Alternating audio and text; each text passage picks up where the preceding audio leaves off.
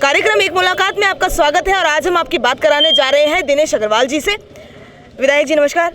सबसे पहले तो बधाई हो, आपको टिकट मिल गया आपको। दूसरी बात ये कि चौथी बार हम उम्मीदवारी कर रहे हैं, आपकी तैयारियां कैसी चल रही है? मेरी तैयारी तो जनता के साथ हमेशा रहती है। मैं तो अपने क्षेत्र में हर समय मौजूद रहने वाला इनके परिवार का सदस्य हूँ। मेरे क्षेत्र की जनता ये कभी महसूस नहीं करती कि उनके परिवार का सदस्य कहीं दाएं बाएं है, क्योंकि मेरा रिश्ता अपने विधानसभा क्षेत्र से परिवार का है। दूसरा, मेरा जो उद्देश्य रहता है वो रहता है विकास। और आप देख रही होंगी जिन सड़कों पे आप खड़ी हैं, इतनी अच्छी सड़कें, इतनी व्यवस्थित सड़कें। ये मलिन बस्ती का क्षेत्र है सी ब्लॉक का, उसमें हम लोगों के द्वारा बनाई गई हैं, क्योंकि यहाँ शिविर लाइन भी डली थी, बड़ा अव्यवस्थित हो गया था। उसके बाद इतनी व्यवस्थित तरीके से यहाँ पे कार्य हुआ, और यहाँ नहीं सभी जगह पर। तो मेरा तो जुनून है विकास, और मेरा नारा भी है कि मेरा हर कदम विकास की ओर बढ़ता है। और मैंने तो कहा है कि विकास क्या है, विकास करूँगा। एक सवाल हम पूछना चाहेंगे विधायक जी आपसे।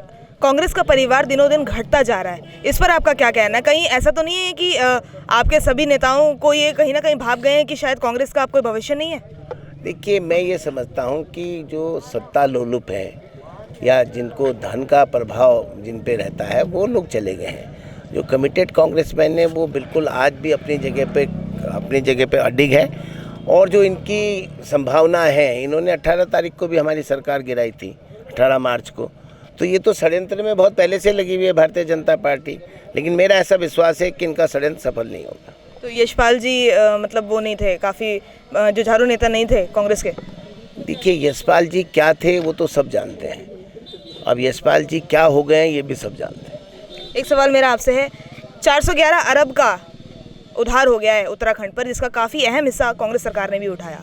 तो मतलब आप फिर से कह रहे हैं कि कांग्रेस सरकार को लाओ, तो कांग्रेस को चुनना तो मतलब एक तरह से ये हो गया कि उधार को चुनना हो गया। आप मुझे एक बात बताइए, जिस राज्य के पास अपने वित्तीय संसाधन कम हो और राज्य की आवश्यकताएं अधिक हो, राज्य को काम कराना है, हमको केंद्र ने कुंभ में पैसा नहीं दिया, हमको केंद्र ने आपदा में पैसा नहीं दिया, हमको केंद्र ने कोई केंद्रीय मदद नहीं दी, तो हम क्या क्षेत्र की जनता को कटोरा लेके सड़क पे बिठा दें? तो अगर आप कह रहे हैं, अब पूरा कांग्रेस ही यही कहता है कि केंद्र से हमें पैसा नहीं मिला, तो जनता ऐसी सरकार को चुने क्यों जो अपना हक नहीं ले पा रही केंद्र से? जनता समझ रही है कि कौन विकास करने वाला है, कौन विकास को प्राथमिकता देता है, और कौन धन माया को। यही भौगुना थे जिनके लिए कहा जाता था, हे भौगुना कितना है भ्रष्टाचार 100 गुना, कहते थे ना। आप ही अखबार वाले कहते थे जब विरोधी कहते थे। तो आज क्या वो गंगा जल से नहा के ठीक हो गए? ये हरक सिंह रावत थे जिनके लिए कहते हैं, हरक सिंह रावत थे जिनके बारे में कहा जाता, एक एक की कथा कहानी सुनोगी ना तो भगवान की दया हो जाएगी इन पे। तो इसलिए हमसे मत बुलवाओ। कर्ज लेना राज्य की मजबूरी भी है और जिम्मेदारी भी है। तो जो राज्य का कर्ज लिया जाता है वो चुकाया जाता है। चुकाने का तरीका कैसा है सर, वही मैं जानना चाह रही हूं। उनको विकसित किया जा रहा है, धीरे धीरे संसाधन विकसित होंगे। कौन सी ऐसी राज्य सरकार है, पीढ़ियां आने वाली भी नहीं चुका पाएंगी? सुनिए ना, कौन सी ऐसी सरकारें हैं जो उधार नहीं लेती हैं? ये उधार लिया भी जाता है, उधार चुकाना भी तो जाता है, चुकाते हैं ना। तो ये थे हमारे साथ कांग्रेस के नेता दिनेश अग्रवाल।